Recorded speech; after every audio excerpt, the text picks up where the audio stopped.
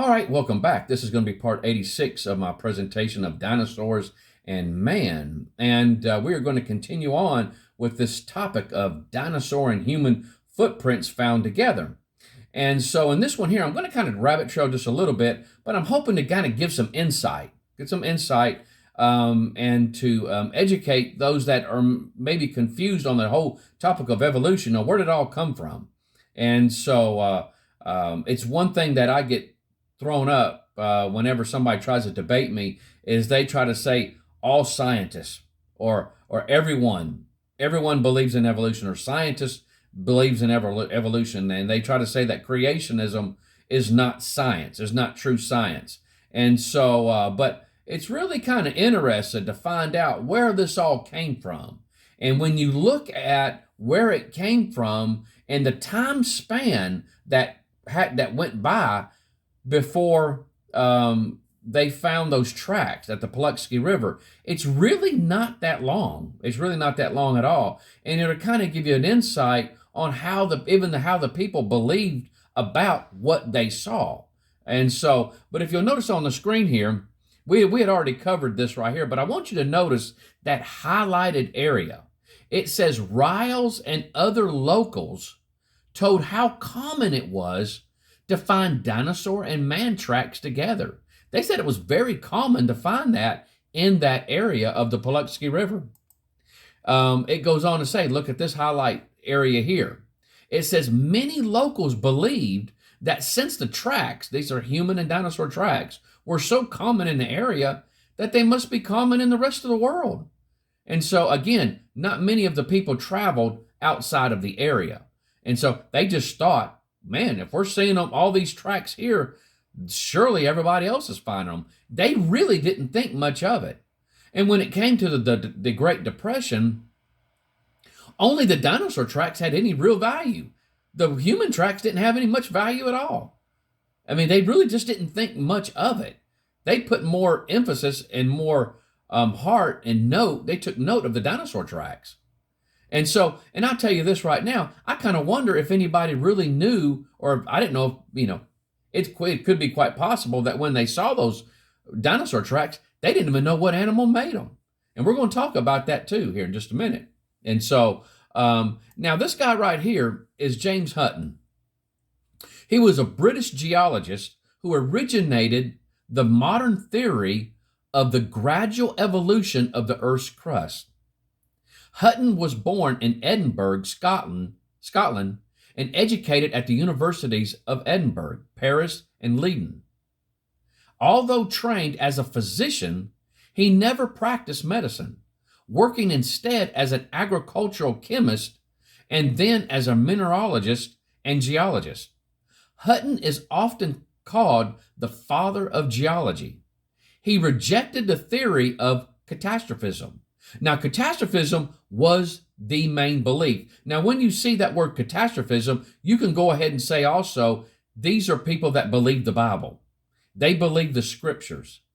That's, if you see that catastrophism, you can go ahead and put the biblical worldview under catastrophism. That's where we would fall under, which was popular among the scientists at his time. Get that. Catastrophism claimed that only major catastrophes could change the basic formation of the earth. Hutton formulated the uniformitarian theory of geology.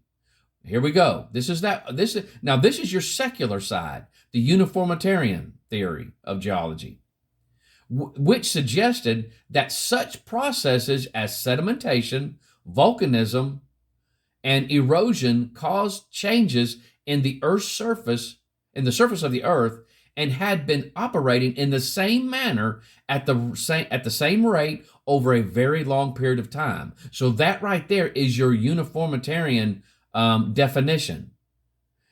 Operating in the same manner at the same rate over long periods of time. Thus, he saw the earth as being much older than had been previously thought. This aroused strong opposition from those who believed in James Ussher's biblical chronology published in 1650, which stated that the world was created in 4004 BC, Hutton summarized his theories in the Theory of the Earth, 2-volume set in 1795. And this is what Hutton stated. The past history of our globe must be explained by what can be seen to be happening now. I swear, guys, if that isn't an echo of what we're hearing now from people who believe in evolution, this is what can be seen now.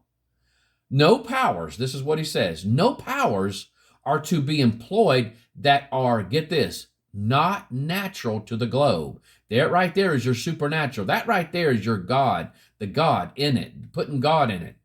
No action to be admitted except those of which we know the principle. So that right there is basically saying we're kicking God out of this. There is not to be any type of supernatural force that is to be implemented into what we see that's happening in our world today. That right there was the beginning of the end, right there. Now, when he was talking about James Ussher's biblical chronological chart, this right here is what they're talking about. This right here is amazing. I do have one. It's 22 feet 1 inches long, y'all. 22 feet 1 inches long. And so, and this picture right here off to the left, that's Sandra, my wife. She's standing next to it.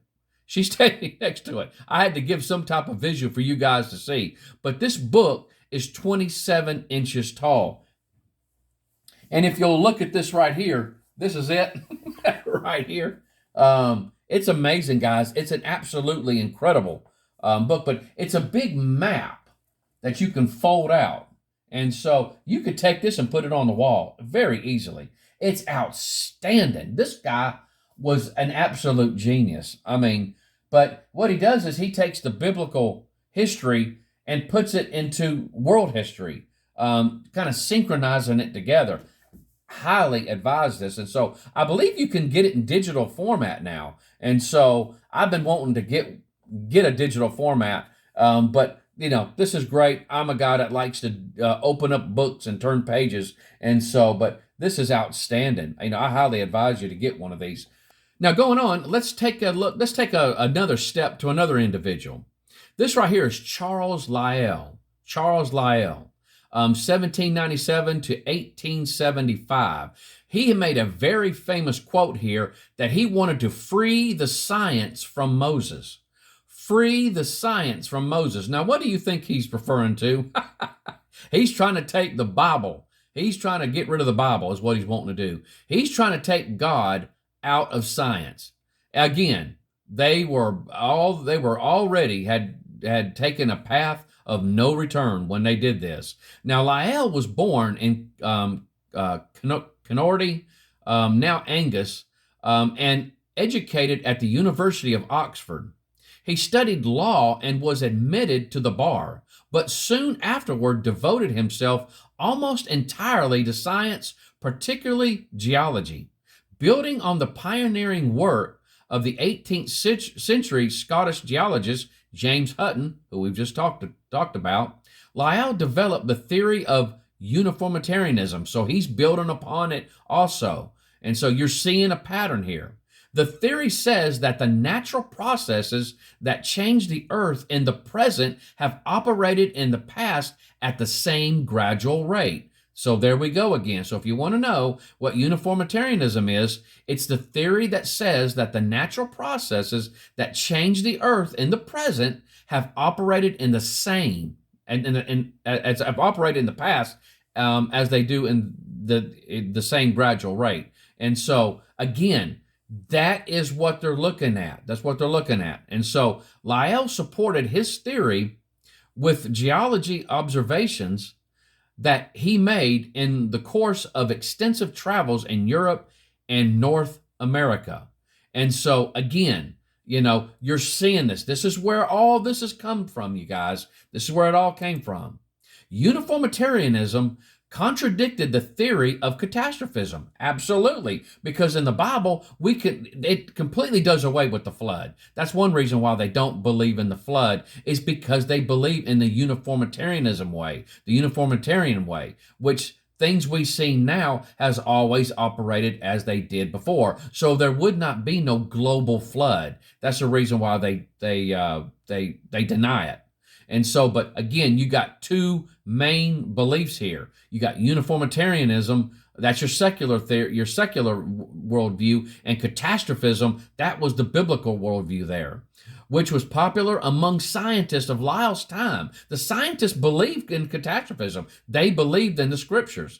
Catastrophism claimed that only major catastrophes could change the basic formation of the earth, and that the earth was only about 6,000 years old. Most scientists believed that catastrophism was consistent with the Bible's account of the earth's creation. Lyell published his theories in Principles of Geology, which he revised 11 times between 1830 and 1872. Lyell's theories influenced the work of his friend, here we go, Charles Darwin, who developed the theory of evolution. Aspects of evolutionary theory contradicted certain principles of uniformitarianism. However, Lyell eventually became a strong supporter of Darwin's theory. Lyell is also considered one of the founders of stratigraphy, the study of the layers of the Earth's surface. He developed a method for classifying strata or layers by studying ancient marine beds in the Western Europe. Lyell observed that the marine beds closest to the surface, therefore the most recent, contain many species of shell-bearing mollusks that still live in the seas, in today's seas. On the other hand, deeper, older strata contain fewer and fewer fossils of living species. Lyell divided the rocks of this period into three epochs based on decreasing percentages of modern species. The names he proposed was Eocene, that it's Greek, it means dawn of life. Miocene, which was Greek, which means less new or recent, and Pliocene, which means more new. And these are still used today. Lyell was knighted in 1848 and became a baron in 1864. Now let's stop right there. When we come back, we're going to continue on with the next person, Charles Darwin. So we're going to continue right on up, guys, but I think this is going to be quite revealing into what happened in 1908 when the locals called that the Great Flood of 1908 come ripping through the Paluxy River and exposed those Dinosaur Man tracks. It's quite revealing on how they thought about that and the timeline on evolution as a whole, and so these people were not ignorant people, to say the least, because scientists back at that time of Hutton and Lyell and Darwin, for the most part, they believed the scriptures. They believed in catastrophism. And so, but at any rate, we'll stop right there and we'll pick it up next time. You guys take care. I love you, and I hope the Lord blesses you real good. Bye-bye.